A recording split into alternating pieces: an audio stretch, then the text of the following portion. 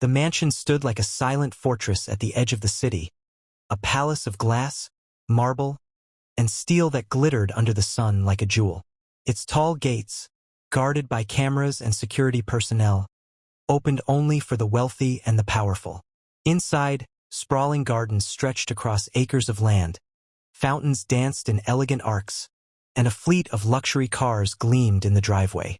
To the outside world, this was paradise, a place of beauty, power, and dreams. But for those who lived and worked within its walls, it was not a home. It was an empire. And at the head of this empire stood Mr. Raymond. Mr. Raymond was not just a man of wealth, he was a man of influence. His name was whispered in business circles with a mix of awe and fear. He had built his empire from the ground up, transforming himself from a young entrepreneur into one of the richest men in the country. Newspapers often praised him as a genius, a visionary, a titan of industry. Yet behind the polished image of success was a man known for his coldness. He demanded perfection, precision, and loyalty from everyone around him. To Mr. Raymond, employees were not people, they were cogs in a machine. Anyone who failed him was easily replaced, no matter how small their mistake. The staff in his mansion felt this truth every day. Maids polished floors until they gleamed like mirrors. Chefs prepared extravagant meals, often untouched, only to be thrown away. Drivers kept the engines of sleek cars purring, even if Mr. Raymond rarely stepped into them. The staff worked tirelessly, not out of loyalty or admiration, but out of fear of losing their jobs. One wrong step, one careless error, and they would be cast out without hesitation. Among these workers was Grace, the maid who had been with the household the longest. She was a black woman in her early 40s, small in stature but strong in spirit. Grace had endured years of hardship, and though she wore the uniform of servitude, there was dignity in the way she carried herself. Every morning, before the sun rose, she arrived at the mansion. She swept hallways, polished marble stairs, dusted chandeliers, and prepared rooms to Mr. Raymond's exacting standards. She never complained, never raised her voice, and never once expected praise. For her, this job was not just a livelihood, it was survival. Despite her dedication, Grace was invisible to Mr. Raymond. He never learned her son's name, never asked about her life, never acknowledged her years of service. To him, she was simply the maid. And yet, there was a quiet strength about Grace that no amount of indifference could erase. Her eyes carried a softness, a gentleness that stood in sharp contrast to the cold, polished walls of the mansion.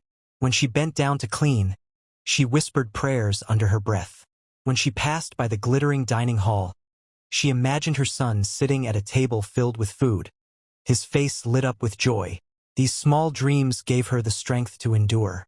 Mr. Raymond's own life, however, was a stark contrast to Grace's hidden struggles.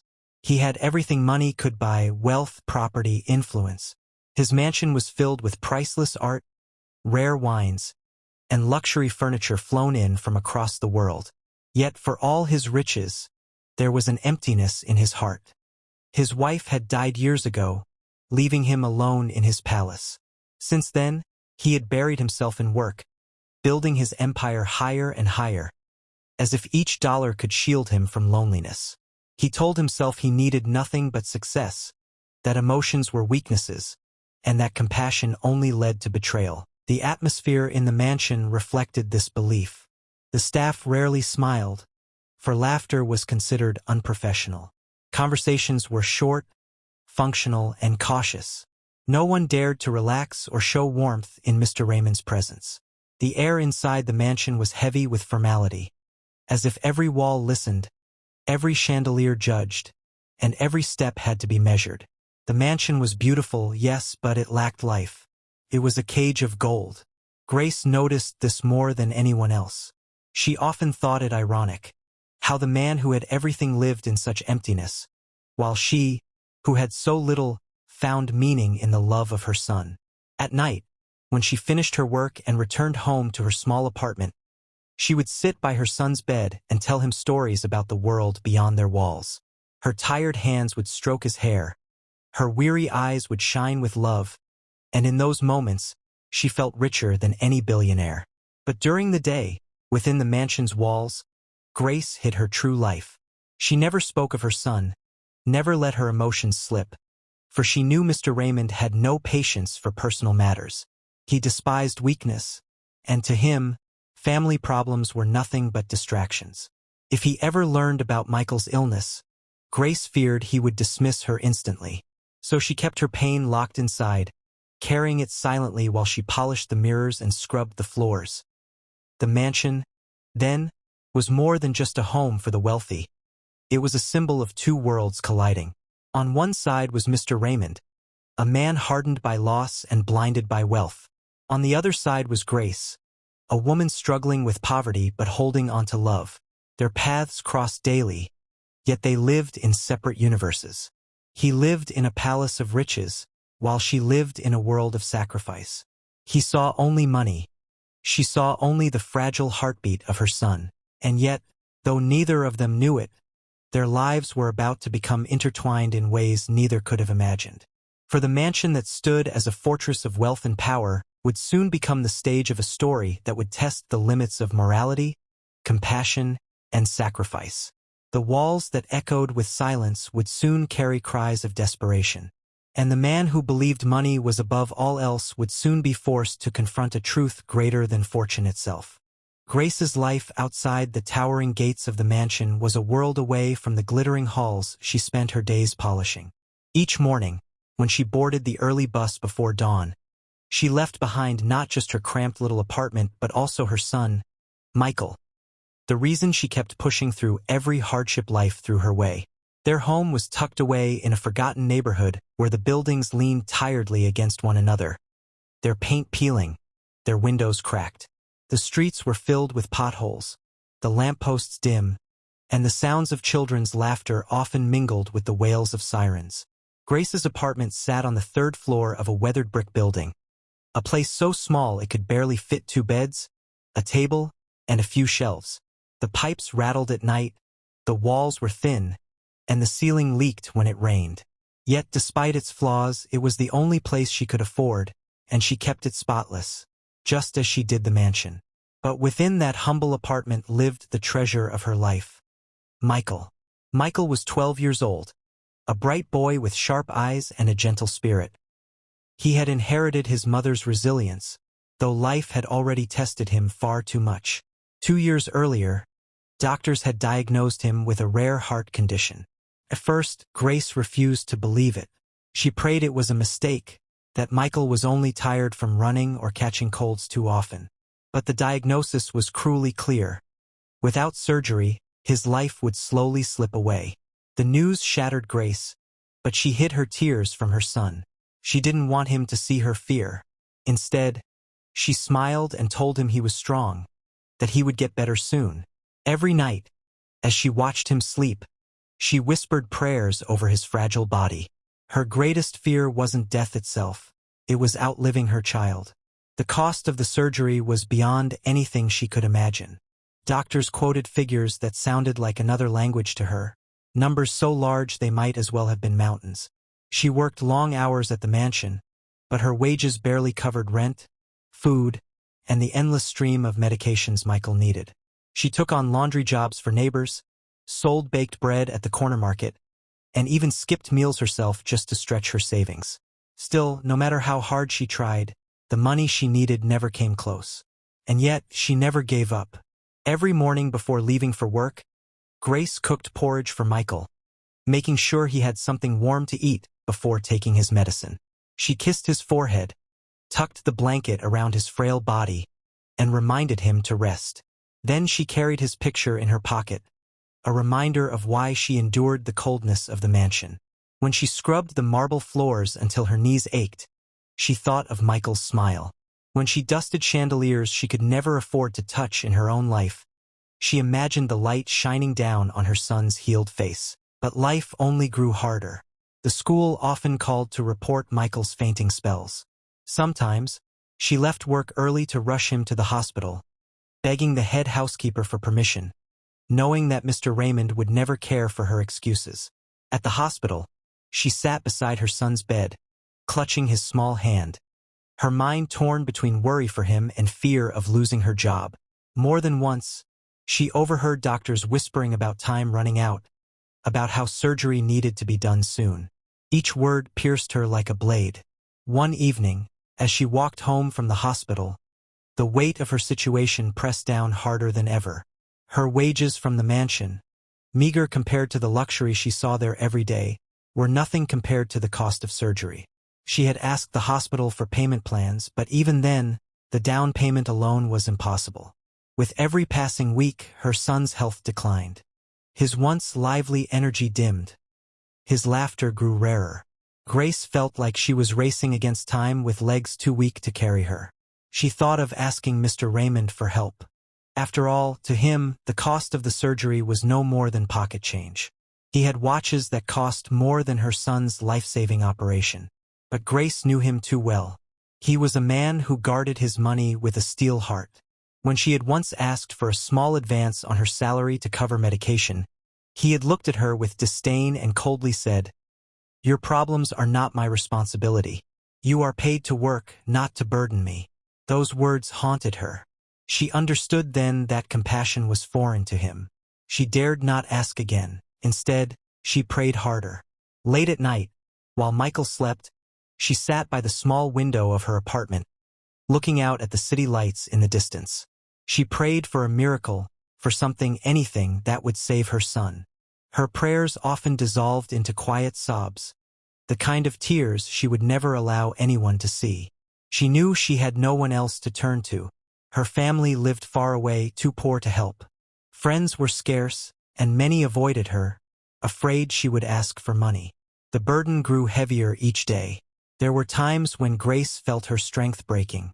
When Michael coughed violently in his sleep, she would press her forehead against his and whisper, "Hold on, my child.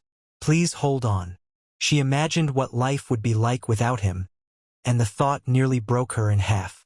She would rather die 1,000 times than face such a reality. And yet, in the darkest corners of her despair, a dangerous thought began to creep into her mind. What if she took the money? Not borrowed, not asked, but took. She pushed the thought away, horrified by it. She was not a thief. She had lived her whole life with integrity, no matter how poor she was. But the image of Michael's frail body haunted her. The ticking clock inside her heart reminded her that time was running out. Every day at the mansion, she saw money everywhere. Expensive paintings, jewelry, gold-plated silverware, stacks of cash prepared for business deals. The mansion itself seemed to mock her suffering, as if reminding her that wealth existed in excess, while her son's life hung by a thread for the lack of it. Grace battled with her conscience. Stealing was wrong. It was a sin. But what was more sinful? Stealing money or letting her child die when she could prevent it? This question gnawed at her soul.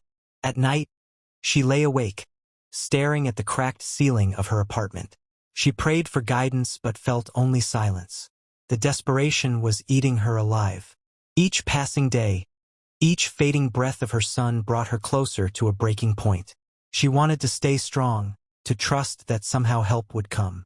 But deep down, she feared that when the moment came, she would do whatever it took, even if it meant sacrificing her honor for the life of the boy she loved more than anything in this world. And so, Grace carried on, living between two worlds, the sparkling cold mansion of the billionaire and the fragile warmth of her tiny home. Each step she took was heavier than the last, burdened by love, fear, and desperation. She didn't know it yet, but the choices she was about to make would soon change not just her life, but the life of the man who had built his kingdom on wealth and pride. For love, after all, is a force more powerful than fear, and even the strongest walls of wealth cannot hold back the flood of a mother's sacrifice. The night it happened was one Grace would never forget. It began like so many others, with exhaustion weighing down her bones and fear tightening around her chest. After finishing her long day at the mansion, she returned to her small apartment, hoping to find her son asleep. Instead, she walked into the room and found Michael lying pale and trembling, his lips tinged with blue. "Mom," he whispered weakly, his voice breaking like dry twigs. "It hurts." Her heart nearly stopped. She rushed to his side, pressing her hand against his chest, feeling the shallow rise and fall of his breaths. She tried to smile, tried to comfort him, but her hands shook as she grabbed the phone and called the hospital. Minutes later, she was racing through the city in the back of an ambulance, her arms wrapped around her fragile son. The flashing red lights painted her world in chaos. At the hospital, doctors swarmed around him, voices sharp and urgent. She stood at the door, frozen, tears running down her face as she watched them fight to keep her child alive. Finally, a doctor stepped out, his face grim. "He won't make it through the night without surgery," he said bluntly. "We need to operate immediately. But Mrs. Grace, you know the cost. Without payment, we cannot proceed." The words crushed her. Payment. Always payment. They weren't speaking of life or death. They were speaking of money, as if her son's heartbeat could be measured in dollars and cents. Grace fell to her knees, begging, "Please, he is all I have. I will work day and night. I will pay you back. Please, just save him." But the doctor shook his head helplessly. "I'm sorry. "Without the down payment, it's impossible." She stumbled back into the waiting room, her body trembling. She could hear Michael coughing from inside, every sound tearing at her soul. She buried her face in her hands. Her prayers had reached silence. Her work, her sacrifices, none of it was enough. She was out of time. And that was when the thought, the terrible thought she had tried so hard to bury, clawed its way back into her mind. The money. Stacks of it lying in Mr. Raymond's study. She had seen them just that morning when she dusted his shelves. Thick bundles of crisp bills, bound neatly, waiting for a business deal. Enough money to save her son 100 times over. Money that meant nothing to him but everything to her. Her heart pounded in her chest. She shook her head violently, whispering to herself, "No, I can't. I can't steal." But then she thought of Michael's pale face, his small hand clutching hers, his whisper, "Mom, it hurts." The word steal echoed in her mind, heavy and ugly. But another word soon overpowered it. Save. Save him. She stood up abruptly. Her decision wasn't made with logic, but with desperation. She left the hospital, her legs carrying her faster than she realized, until she found herself at the gates of the mansion again. The guards recognized her and didn't question her return. Maids often came at odd hours when Mr. Raymond demanded perfection. She slipped inside, her heart hammering, her breath short and sharp. The mansion was quiet, the kind of silence that pressed against her ears. She moved quickly through the halls, her footsteps muffled by the thick carpets. Every shadow seemed alive, every creak of the floorboards made her flinch. But still, she pressed forward, driven by the vision of her son slipping away in a hospital bed. Finally, she reached the study. The heavy wooden door loomed in front of her, carved with intricate designs that seemed almost to mock her trembling hand as she turned the handle. Inside, the room smelled of leather and old books. The shelves were lined with business awards, the desk polished to a shine. And there, just as she had remembered, sat the bundles of cash, stacked neatly in a leather briefcase, as though waiting for her. Her knees went weak at the sight. She stepped closer, her breath ragged. "This is wrong," her conscience screamed. "This is not yours." But her heart cried louder. "What is wrong about saving your child?" She reached out with trembling fingers and touched the bundles. The paper felt unreal, like it belonged to another world. Her tears fell onto the bills as she whispered, "Forgive me, Lord. Forgive me, Mr. Raymond. But I have no choice." For a long moment, she stood frozen, staring at the money as if it were both her salvation and her damnation. She thought of all the years she had worked honestly, endured humiliation, swallowed her pride. And now, in this single act, she was about to break the code she had lived by all her life. But then she saw Michael's face in her mind, his smile, his laughter, his gentle voice, and suddenly nothing else mattered. She grabbed the bundles, shoving them into her bag, her hands shaking so badly that she dropped one on the floor. She picked it up quickly, her ears straining for any sound in the mansion. But the house remained silent, its walls unaware of the storm raging inside her. With the money secured, she rushed out of the study, down the hall and through the service entrance. The night air hit her face like a slap, but she didn't stop running. Every step felt like both freedom and chains, every breath like both relief and guilt.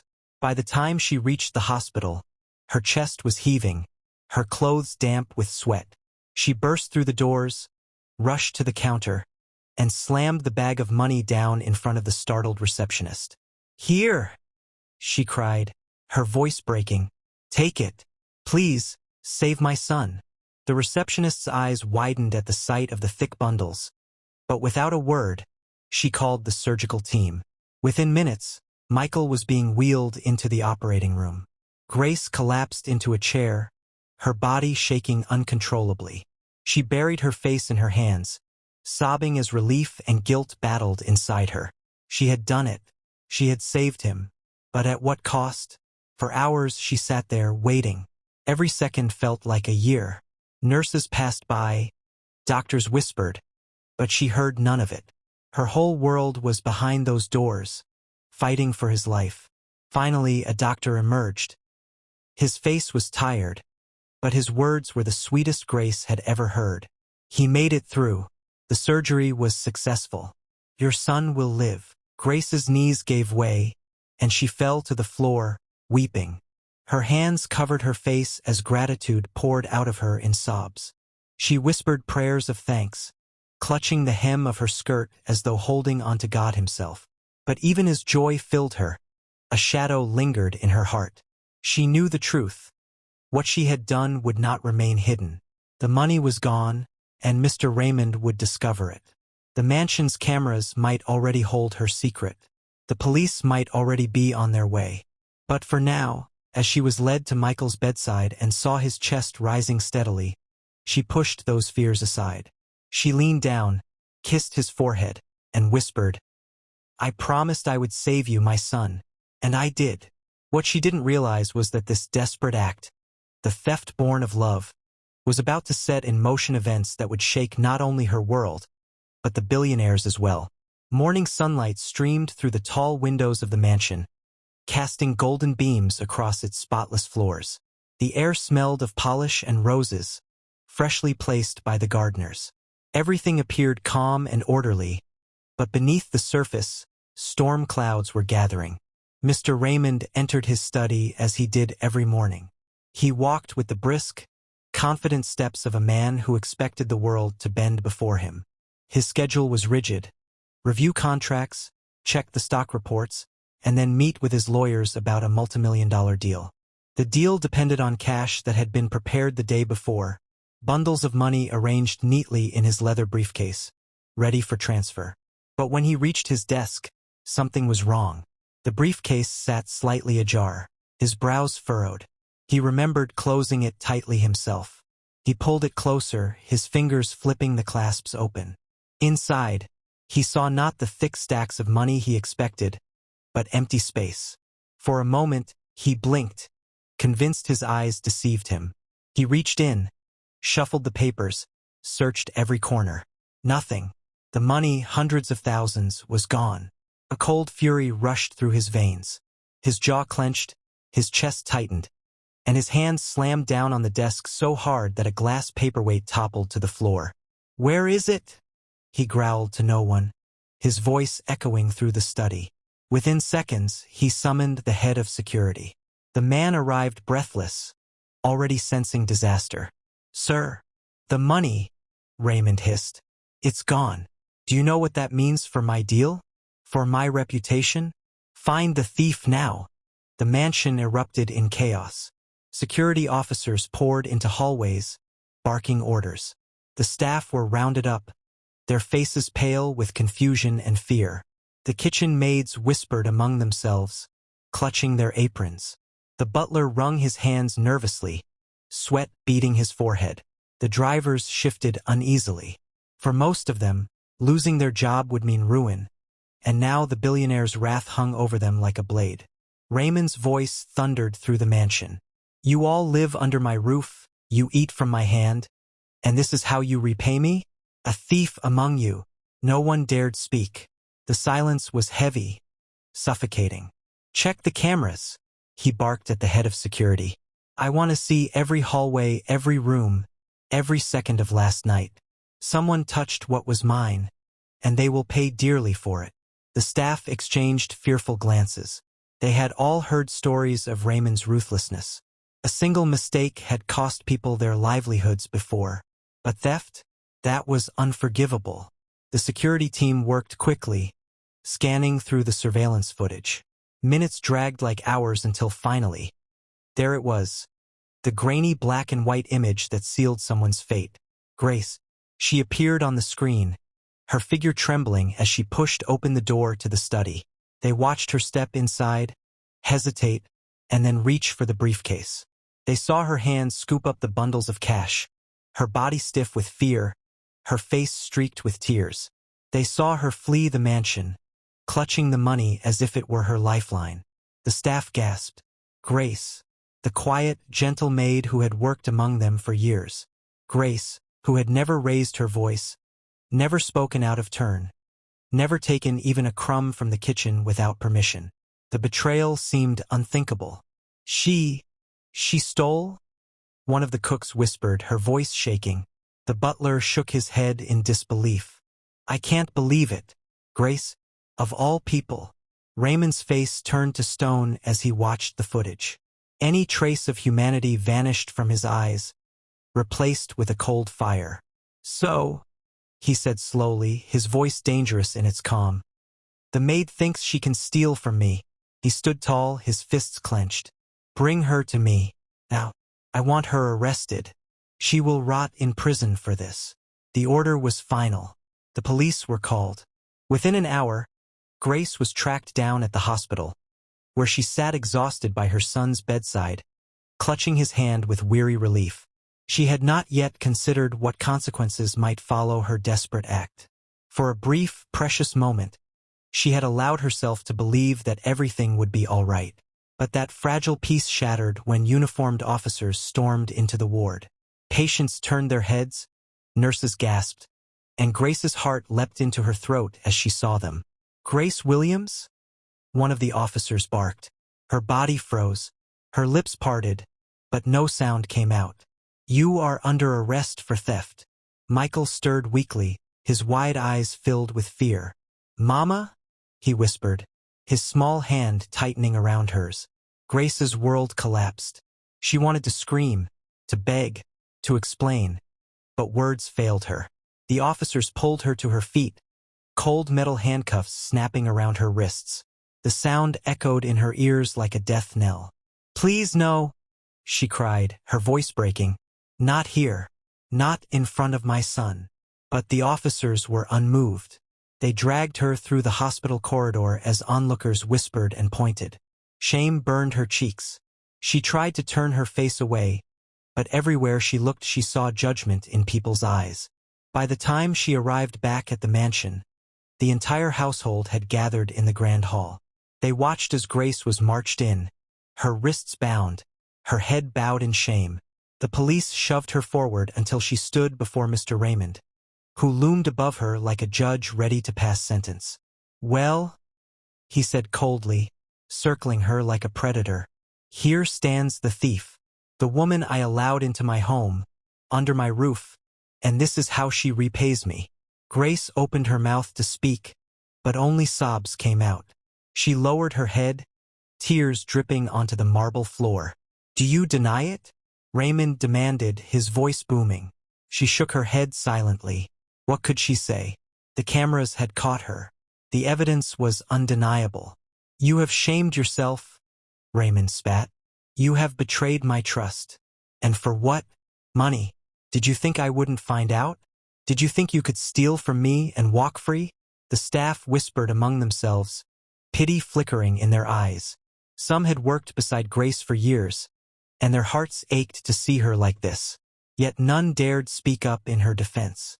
The police prepared to lead her away. Grace's body trembled, her knees weak. She had imagined this moment 100 times in her nightmares, but the reality was worse. The humiliation, the despair, the thought of leaving Michael alone. All of it crushed her spirit. Still, she said nothing. She kept her lips sealed, her eyes wet with tears. To the world, she looked guilty and broken. But inside her heart, a truth burned quietly. She had stolen, yes, but not for greed. She had stolen for love. What no one in that room knew, not even Mr. Raymond, was that behind her silence lay a sacrifice so powerful it would soon force even the coldest billionaire to confront his own humanity. The marble hall of the mansion had never felt so suffocating. The air was thick with silence, broken only by the clinking of Grace's handcuffs and the heavy boots of the police officers standing behind her. The staff, lined along the walls like silent spectators, avoided her eyes. Some pitied her, others were too afraid to show it. Grace stood trembling before Mr. Raymond, her head bowed, tears staining her cheeks. Everyone expected her to collapse, to beg for mercy, to plead for forgiveness. But Grace said nothing. Her lips trembled, her chest heaved with sobs, yet she kept her silence. Her shame was deep, but her love for her son burned deeper still. Mr. Raymond towered over her, his voice like a blade. "You've confessed by your silence. A thief caught red-handed, daring to steal from me. Do you know what this means? You'll be imprisoned, disgraced, forgotten. And your son?" He paused, his lip curling. "He will grow up knowing his mother was nothing more than a criminal." The words pierced her heart. Her legs buckled beneath her, and she fell to her knees, sobbing into her hands. For a moment, the billionaire felt victorious, as though justice had been served. But before the police could drag her away, the heavy doors of the mansion swung open with a crash. A voice rang out, shaky but determined. "Stop!" Everyone turned.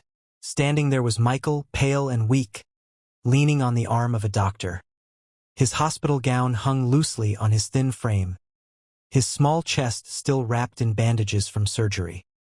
His face was drained of color, but his eyes burned with desperate love for the woman kneeling in chains. "Stop!" he cried again, his voice breaking. "Don't take my mama." The room froze.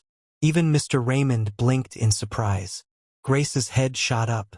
"Michael?" she gasped, her voice choked. She scrambled to her feet as much as her bound wrists allowed, her heart torn between joy and terror. The doctor hurried forward, speaking quickly. "Please, sir." The boy insisted on coming. "His condition is fragile, but he wouldn't rest until we brought him here." Michael staggered forward, pushing away the doctor's steadying hands. He reached his mother, wrapping his thin arms around her waist. "She's not a thief," he whispered fiercely, tears running down his cheeks. "She saved me." A stunned silence filled the room. The staff looked at each other in confusion, whispers stirring like a rising wind. "She stole for me," Michael continued, looking up at Mr. Raymond with a courage far greater than his small body could carry. "I was dying. The doctors said I wouldn't live without surgery. Mama didn't take your money for herself. She took it because she had no choice. She took it to save my life." His voice cracked on the last words, and he buried his face against Grace's side, sobbing. The revelation struck the room like a thunderclap. The staff gasped, hands covering mouths, eyes widening in shock. The butler, who had served the mansion for decades, whispered hoarsely, "She did it for her child." All eyes turned to Mr. Raymond. His face, usually carved from stone, flickered with something unreadable. Anger still burned in his eyes, but beneath it, a strange unease crept in, as if the boy's words had pierced a wall he had built long ago. Grace collapsed to her knees again, this time clutching her son tightly, pressing her tear-streaked face against his hair. "I'm sorry, Michael," she whispered. "I didn't want you to know. I didn't want you to see me like this, but I couldn't let you go. I couldn't watch you die while I did nothing." Her voice cracked, her sobs shaking her body. The chains rattled around her wrists, a cruel reminder of her fate. Mr. Raymond stepped forward, his polished shoes clicking against the marble floor. He stared down at Grace and her son, his eyes narrowing. For years, he had believed money was the foundation of life, the ultimate power. He had believed emotions weakened a man, that compassion was a distraction. And yet here was a woman who had risked everything. Not for greed, not for gain, but for love. The image of Michael, frail, trembling, yet alive, hit him harder than he expected. He remembered his own wife, the only person who had ever softened his hardened heart. She had died young, her last words a plea for him not to let money blind him to what truly mattered. "A fortune means nothing," she had whispered on her deathbed, "if you can't use it to save the ones you love." For years he had buried those words, sealing them away with his grief. But now, as Michael's weak voice echoed in his ears, the memory came rushing back with painful clarity. The police looked to him for instructions. "Sir," one of them said cautiously, "should we proceed with the arrest?" Raymond's jaw tightened. His gaze flicked between Grace's tear-streaked face and Michael's pleading eyes. The boy's words replayed in his head. "She saved me." For the first time in years, doubt crept into his heart. Was it truly theft, or was it something greater? Was this woman guilty, or was she simply a mother who had done what he himself might have done if faced with losing his own child? Grace raised her tearful eyes to meet his. "I won't ask for forgiveness," she whispered. "What I did was wrong. I know that, but I would do it again if it meant saving my son. Take me, punish me, do whatever you must. But please, let him live without fear. Don't let him suffer for my sins." Her voice broke on the last word. The hall was silent. Even the staff, who had feared Mr. Raymond's wrath for years, looked at him now with expectation, as if waiting to see whether he was capable of mercy. And then, slowly, something changed in his expression. The hardness in his eyes softened, replaced by a weight he had not allowed himself to feel in a long time. His lips pressed together, his shoulders dropped slightly, and for the first time in years he looked human. The silence stretched until finally he spoke. "Release her." The police exchanged stunned glances. "But, sir," "I said release her," Raymond repeated, his voice firm but no longer cruel. "Now." Hesitantly, one officer pulled out the key and unlocked the cuffs. The chains clattered to the marble floor, and Grace gasped as she pulled her son into her arms, free at last. The staff looked on in shock. The billionaire who had once been colder than stone had just done the unthinkable, shown mercy. Grace's knees buckled under the weight of her relief. She kissed Michael's forehead again and again, whispering prayers of gratitude through her sobs. Raymond turned away sharply, as though ashamed of his own emotions. But his mind was no longer at peace. The image of that boy clinging to his mother burned in his thoughts, shaking the walls he had built around his heart. For the first time in decades, Mr. Raymond began to wonder if perhaps he had been wrong all along.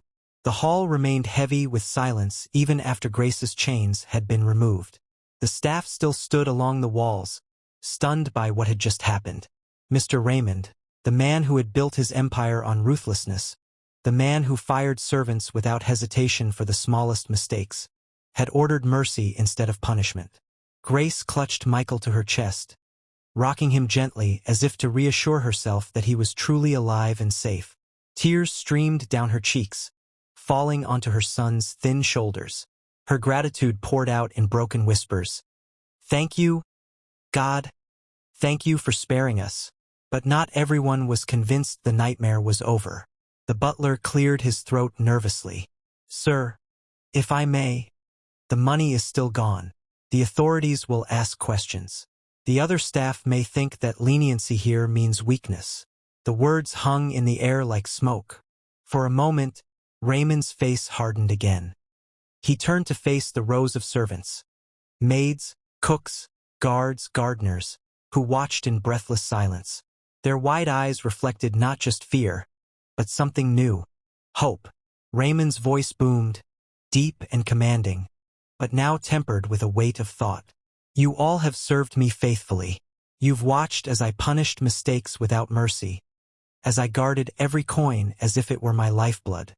You feared me, and maybe you thought that fear was the only way to earn respect." He paused, his gaze sweeping the room. Not a soul moved. "Well, Today I've seen something I cannot ignore. His eyes flicked to Grace, who still knelt with her son. This woman did what I, with all my wealth, could not. She reminded me that money is worthless if it cannot save the ones we love. The staff murmured among themselves, shocked at the confession. Raymond straightened his shoulders. From this day forward, things will change in this house. I will no longer rule by fear.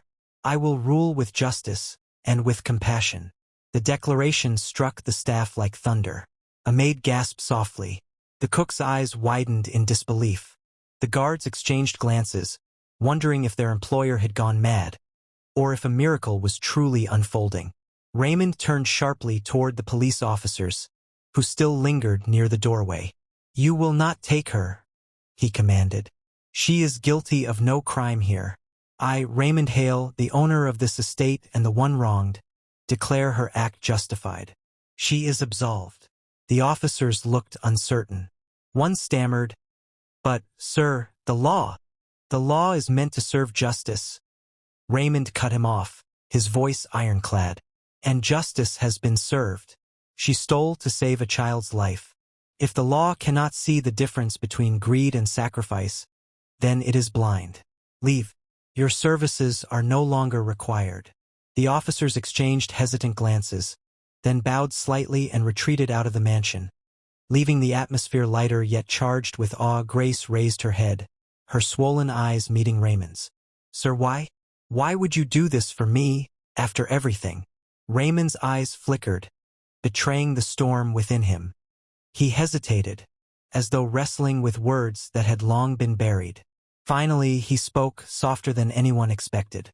"Because once, many years ago, I failed the one person who mattered most to me." The staff froze, listening intently. Raymond had never spoken of his past. "My wife," he said slowly, his voice thick with emotion he rarely allowed to show. "She was gentle, full of kindness. She begged me to use my wealth not just for power, but for good. But I was blinded. When she fell ill, I thought money alone could save her. I poured millions into doctors, machines, medicines, but I never gave her the one thing she wanted most." His voice trembled. "My time, my love. She died in that cold hospital bed, whispering that I had forgotten what truly mattered. And when she was gone, I buried myself in money, in control, in fear, because I thought it would protect me from ever feeling that kind of pain again." The billionaire's eyes glistened, though he blinked the tears back quickly. "But today, seeing this boy alive, because his mother was willing to risk everything for him, I realized she was right all along." A hush fell over the room. For the first time, the staff saw not just a master, but a man. A broken man searching for redemption. Raymond looked at Grace. "You reminded me of her, Grace, of what it means to love someone so fiercely that nothing else matters. You did what I should have done long ago. You fought for life, not wealth. For love, not pride." Grace's lips trembled. "Sir, But before she could finish, Raymond lifted a hand. "From this day forward, you are no longer just a maid in this house. You will be treated with respect, as one of us. And as for your son..." He crouched down slightly, his eyes softening as he looked at Michael. "He will have the best care, the best doctors, the best education. Whatever he needs, I will provide. Consider it my debt, for showing me what it means to be human again." Michael's eyes widened, his small voice breaking. "Really, sir?" Raymond nodded. "Really." The boy's thin arms wrapped around the billionaire's neck in a sudden, impulsive hug. The room gasped at the sight. No one had ever dared touch Raymond so freely. For a moment, the cold-hearted master did not know how to respond. But slowly, hesitantly, his arms encircled the child, returning the embrace. A tear slipped down Grace's cheek as she watched. She had expected punishment, humiliation, even prison. Instead, she was witnessing a transformation she had never imagined. The staff erupted into quiet applause, some weeping openly. For years, they had feared dismissal or cruelty, but now they saw a different kind of leader emerging. Raymond rose to his feet, his voice ringing with newfound conviction. This house will no longer be a place of fear. It will be a place of loyalty, of service, of family. And that begins today. The staff bowed their heads in agreement, their hearts stirred by the change. Grace whispered, her voice trembling with gratitude. "You've saved us both, sir. I don't know how to thank you." Raymond shook his head. No, gracias. "You saved me. You saved me from myself." The words echoed through the mansion, leaving everyone in stunned silence. For the first time in decades, hope and warmth filled those marble halls, melting the ice that had long frozen their master's heart. And though Raymond stood tall and proud, a quiet thought flickered in his mind. Perhaps this was only the beginning. The mansion that once felt like a prison of servitude now breathed with a new kind of air, lighter, warmer, and strangely welcoming. Grace had walked through those grand corridors for years with her head bowed, her steps silent, her presence unnoticed except when mistakes brought harsh reprimands. But in the weeks following the billionaire's shocking decision, everything began to change. No longer a shadow among the servants, Grace found herself treated with dignity she had never known. When she walked into the kitchen one morning to help prepare breakfast, the head cook, Mrs. Dahlia, hurried over with a smile. "Oh no, Grace," she said, gently taking the tray from her hands. "You don't have to do this anymore. Sit down, have some tea. You're not just staff now. You're family." The word made Grace's heart tighten. Family. It was a term she hadn't heard directed at her in so long. Not since her own had been broken by poverty and loss. She sat, hesitantly at first, as the staff who once whispered about her now offered her tea and bread as if she were their equal. Her son Michael, too, was thriving in a way she had scarcely dared dream of. The boy who once lay weak and pale on a thin mattress in their cramped servant quarters now slept in a proper bed, with clean sheets and sunlight pouring through tall windows each morning. Doctors visited regularly, administering treatments that Raymond insisted be the best money can buy. Within a month, Michael's cheeks grew rounder, his laughter louder. Grace often found him running in the garden, chasing butterflies or kicking a ball, his small frame gaining strength day by day. The sound of his joy echoed through the mansion like music, softening even the stern faces of the guards. One afternoon, Grace stood by the window watching her son play, when Raymond himself approached quietly. For a man who once moved with the cold precision of a predator, his steps now seemed slower, more reflective. "He looks stronger," Raymond remarked, his eyes fixed on Michael. Grace nodded, tears brimming. "I can hardly believe it. There was a time I thought I would lose him. But now it feels like he's been given a second chance at life." Raymond's gaze softened, though his voice carried a weight of regret. "He's not the only one." Grace turned to look at him, uncertain of his meaning. But Raymond said no more, only watching the boy with an expression that seemed almost paternal. Over time, their conversations grew more frequent. Where once Raymond had spoken only in orders, he now asked questions. About Grace's past, about her struggles, about the small joys she clung to despite hardship. At first, Grace was hesitant, unsure whether his curiosity was genuine or fleeting. But as days turned into weeks, she sensed a sincerity she had never imagined possible in the man. One evening, as the mansion basked in the golden glow of sunset, Raymond invited Grace and Michael to dine at his table. The staff gasped when they saw her enter the grand dining hall not as a servant, but as a guest. The crystal chandeliers sparkled overhead, and the table was set with fine china. But for the first time, Grace didn't feel like an intruder. Michael's eyes widened at the sight of so much food. He reached for a roll of bread, glancing nervously at his mother for permission. Raymond chuckled softly, a sound no one in the house could recall hearing before. "Eat as much as you like, son," he said warmly. "You don't have to be afraid here." The word son caught Grace off guard. She studied Raymond's face, searching for mockery, but found none. There was only sincerity in his eyes as he watched Michael devour the meal with childlike glee. Later that night, Grace found herself reflecting on the changes. The billionaire who had once inspired nothing but fear had now opened his heart to her child as if he were his own. It was both comforting and confusing, stirring emotions she didn't quite know how to name. But not everyone welcomed these changes. Some among the staff whispered that Grace had bewitched their master, that her new position was undeserved. She overheard fragments in the corridors, jealous words, envious sighs. She's just a maid. Why does she dine at his table? Mark my words, this won't last. Grace bore it silently, refusing to let bitterness grow. She knew envy was the shadow of transformation, and no change came without resistance. Still, the whispers stung. One evening, when she found herself alone in the garden, Raymond appeared beside her. "You've heard them," he said quietly. Grace looked down, ashamed. "I don't want to cause trouble, sir. Perhaps it would be better if things went back to how they were. I don't want to be the reason your household turns against you." Raymond shook his head firmly. "No, Grace. Things will never go back to how they were. Let them whisper if they must. Change always threatens those who cling to the past. But I will not allow you or your son to suffer for it." His words struck her deeply. For the first time in her life, someone powerful was not only protecting her, but also standing beside her against scorn. In the weeks that followed, Raymond's transformation extended beyond the walls of the mansion. He began funding local hospitals, donating anonymously to orphanages, and ensuring his staff received fair wages and humane working conditions. The same man once feared as a ruthless billionaire was slowly becoming known as a benefactor. But within the mansion, the greatest change was more intimate.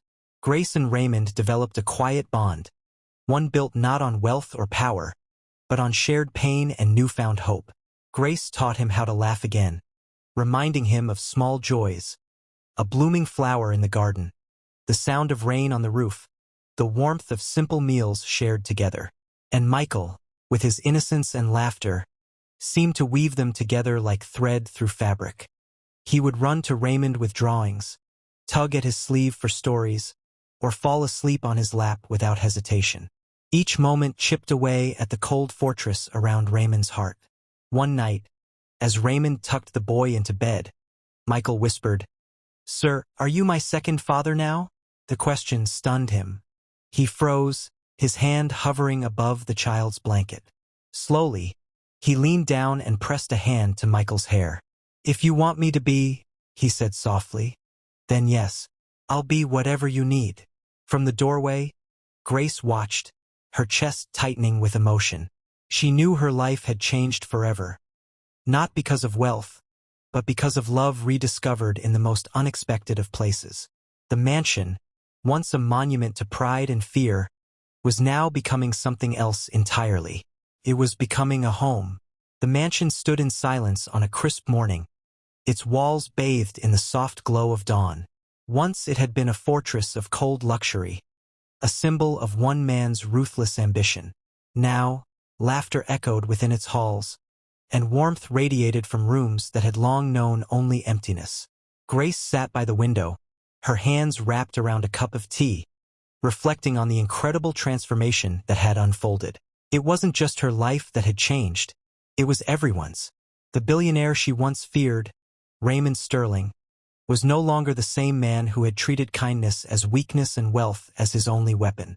He had discovered something far greater than riches, and Grace realized she had witnessed a miracle, a new dawn for the billionaire. Raymond had spent decades accumulating wealth, building empires, and crushing competitors. He was a man who believed money could solve anything, or destroy anyone who stood in his way. Yet, when he saw Grace risk everything for her dying child, he had been forced to confront a truth he had buried for years, that wealth without compassion was nothing more than emptiness. In the weeks that followed, Raymond became unrecognizable to those who knew him. No longer did he rule with fear or obsession. Instead, he poured his resources into people, not possessions. He established a foundation in Michael's name, funding treatments for children suffering from illnesses whose families could not afford care. Hospitals that had once struggled now received shipments of medicine paid for by his fortune. Schools were renovated, orphanages supplied, and scholarships created. The media tried to label it philanthropy, but for Raymond, it was redemption. He told Grace one evening, All those years I thought I was rich, but I was the poorest man alive. Wealth is not measured by what you own. It's measured by the lives you touch. Grace never forgot those words. Grace's place in the mansion. Life for Grace also shifted in ways she had never dared to dream. She was no longer just a maid, working silently in the shadows. Raymond insisted she stay in the mansion, not as staff, but as a trusted companion. She was given freedom, respect, and choices. The servants who once pitied or scorned her now looked at her differently, not because of her position, but because of the quiet dignity with which she carried herself. Still, Grace remained humble. She continued to help in small ways around the mansion, setting the table, tending to the garden, even helping Mrs. Dahlia in the kitchen. When Raymond once teased her about it, she smiled gently. "I don't want to forget where I came from. Work kept me alive, gave me strength when I had nothing else. Serving is not shame. It's a gift, so long as it comes from love." Raymond had been struck silent by her wisdom. In her humility, he saw a richness far greater than all his estates combined. Michael's new life. Michael blossomed like a flower finally given sunlight. His health improved steadily, and he began attending school with private tutors arranged by Raymond. Bright and curious, he showed a love for drawing and storytelling. His laughter filled rooms that had once been cold and lifeless. But more than his health, it was the boy's innocence that transformed those around him. Where Raymond once inspired fear in his staff, Michael inspired joy. Guards bent to play with him, cooks slipped him treats, and maids listened eagerly to his tales.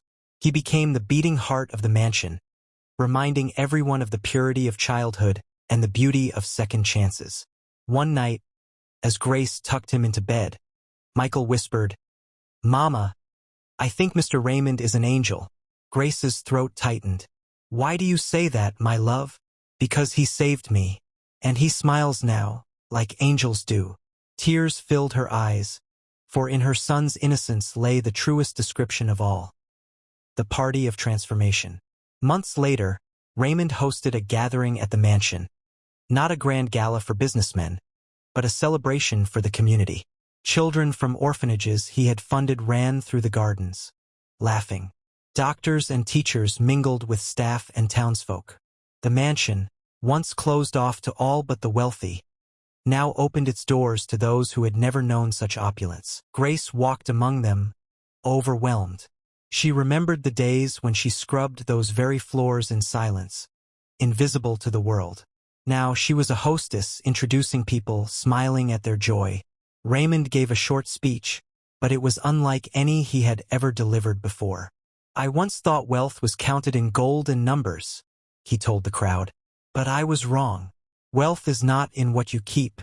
It is in what you give. It is not in the walls of a mansion.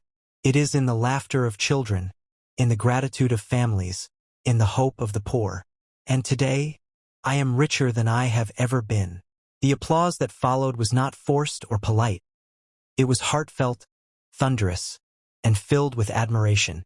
Grace felt pride swell in her chest, not just for him, but for the miracle she had seen unfold.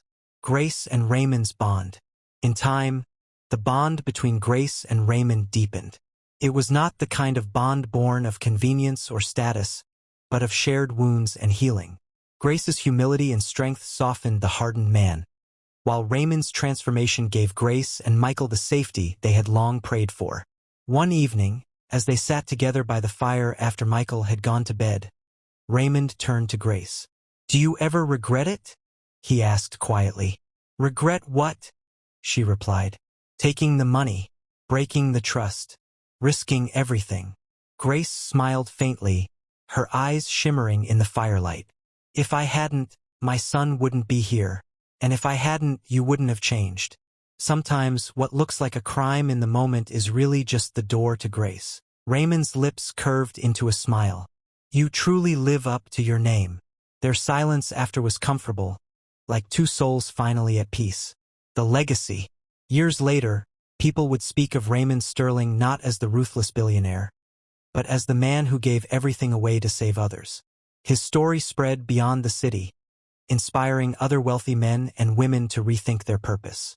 Hospitals bore his name, schools were built in his honor, and foundations carried on his vision. But for Grace, the true legacy was simpler. It was in the sight of her healthy son, running freely in the garden. It was in the warmth of a home where she was no longer invisible. It was in the quiet companionship she shared with a man who had discovered that compassion was the greatest treasure of all. The true meaning of wealth. As Grace watched Michael draw pictures one morning, one of a house with smiling faces and a sun that shone brightly above, she realized the truth. The mansion, the gold, the riches, even Raymond's empire, none of it was wealth. Wealth was the smile of a child saved, the redemption of a hardened heart, the strength of a mother's love, and the miracle of transformation. Grace whispered softly, almost to herself, "This is what it means to be rich."